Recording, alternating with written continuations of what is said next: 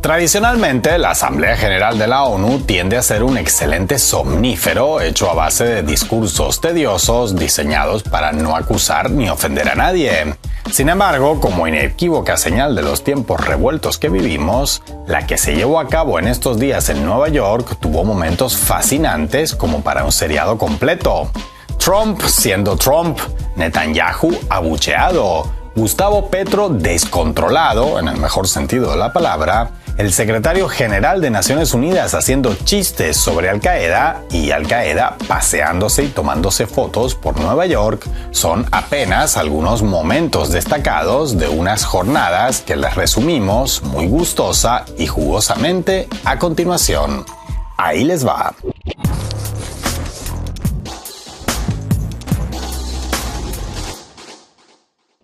Con su peculiar estilo, parecía que Trump iba a robarse el show en la 80ª Asamblea General de Naciones Unidas, pero tal vez como otra señal de los tiempos tan revueltos que vivimos, su presencia en el encuentro será más recordada por los problemas de escaleras mecánicas y teleprompter ocurridos a su paso que por sus anuncios. Durante su intervención y en encuentros paralelos, el presidente estadounidense insistió en sus temas predilectos como migración y aranceles. Volvió a autocandidatearse al Nobel de la Paz, presumiendo de, según sus cuentas, haber acabado con 7 guerras, y en una misma reunión pidió a Erdogan que dejara de comprar petróleo ruso y casi al mismo tiempo, entre risas, lo señaló como experto en amañar elecciones. Excelente estrategia, Donald. En su línea de hacer declaraciones provocativas para copar titulares, el mandatario afirmó también que Ucrania estaba en capacidad de regresar a las fronteras de 1991 por la vía militar y en un, imaginamos que involuntario, homenaje a Mao Zedong, aseveró que Rusia era un tigre de papel, aunque al día siguiente matizó que no quiso decir eso. En fin, es Trump, ¿qué puedo decirles? A Zelensky, por su parte, le entusiasmó el cambio de discurso de la Casa Blanca, pero ya alguien se encargará de explicarle que todo apunta a que lo que Trump quiso decir es que se desentiende de la guerra, limitándose a venderle armamento a la Unión Europea para que ésta se lo entregue a Ucrania. Es decir, del te apoyo todo lo que necesites de 2022, parece que pasamos al te vendo todo lo que necesites, un matiz nada menor para un Estado que vive exclusivamente del dinero ajeno. Otro muy feliz con el trato que le dio Trump en estos días, aunque en el fondo no debería estarlo tanto, fue el presidente argentino. Javier Milei presumió de foto junto a su homólogo y hasta del posteo impreso que le regaló este. Pero la realidad es que en estos momentos el libertario en apuros necesita más dinero que impacto en redes. Y no olvidamos que el presidente estadounidense fue millonario antes que presidente. Así, para obtener el swap estadounidense que le permita evitar el hundimiento del peso ante el dólar y hacerlo antes de las elecciones legislativas de finales de octubre, el jefe de Estado que odia a los estados tendrá que ceder ante las exigencias y condiciones de la Casa Blanca, que son directamente proporcionales a la desesperación que muestre el visitante de turno. Quien no fue a Naciones Unidas a rendir mucha pleitesía, que digamos, al presidente estadounidense fue su par colombiano. Gustavo Petro, a quien, todo hay que decirlo, la presidencia de Trump le ha sentado muy bien, aprovechó para hacer una serie de señalamientos y propuestas radicales, en el mejor sentido de la palabra, que coparon los titulares. En especial las relativas al genocidio israelí en Gaza y a una serie de verdades incómodas sobre el narcotráfico internacional.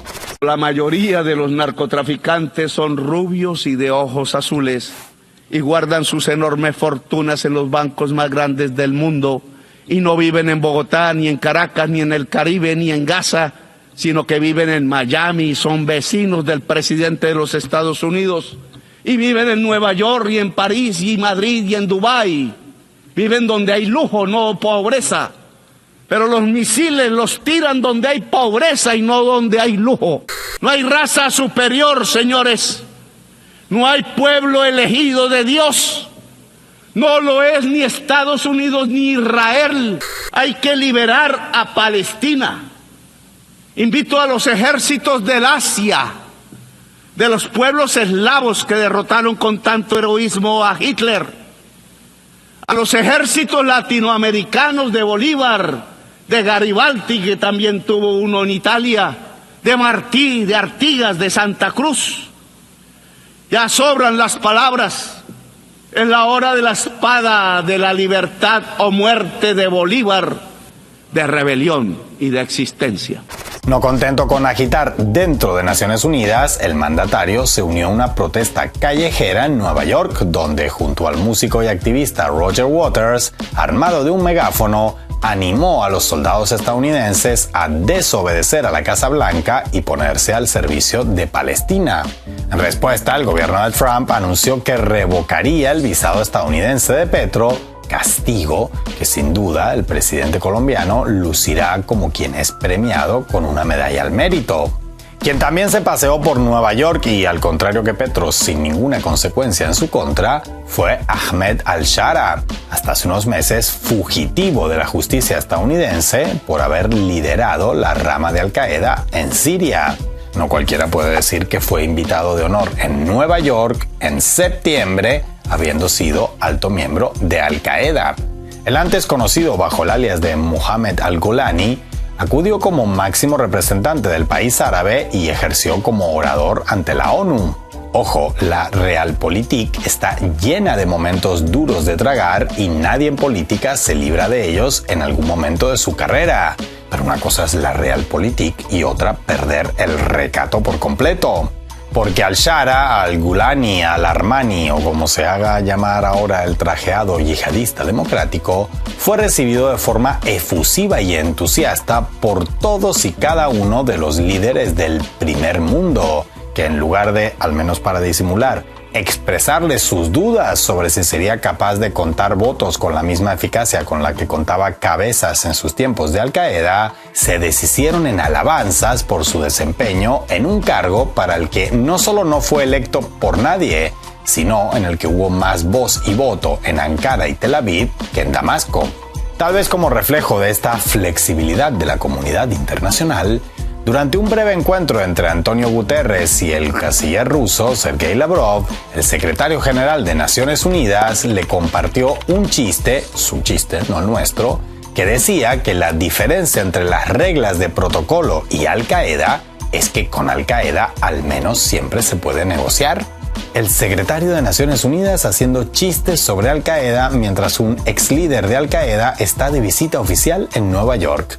Me lo decía un vidente en 2001 y me reía en su cara. Sin embargo, el auténtico protagonista, muy a su pesar, de esta 80ª Asamblea de la ONU fue Benjamín Netanyahu. El primer ministro israelí tuvo un accidentado paso por Nueva York ya desde que despegó de Tel Aviv, puesto que su avión oficial tuvo que ir zigzagueando la trayectoria debido a su cada vez más lógico miedo a ser arrestado en sus traslados. Aunque finalmente la aeronave logró llegar a Estados Unidos sin contratiempos, su momento estelar lo aguardaba a la hora de intervenir ante la Asamblea.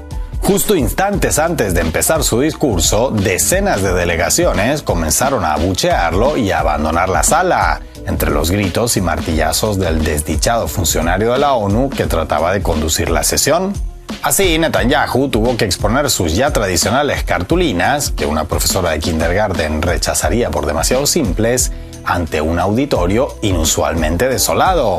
Un suceso prácticamente inédito en este tipo de eventos, donde las salidas de representantes en medio de sesiones, y ni qué decir ya de abucheos, suelen ser contadas y en pequeñas dosis, y que sirve de termómetro del grado de antipatía que se ha ganado, con todo merecimiento, la entidad sionista en el mundo, con un Netanyahu que además de tener que moverse zigzagueando en avión, ahora también debe hacerlo entre asientos de la ONU. Como ven, esta 80ª Asamblea General no fue para nada una como tantas otras, sino el fiel reflejo de la situación global. Y tal como están las cosas y las previsiones futuras, tengan por seguro que para bien o para mal, la siguiente edición no tendrá nada que envidiarle.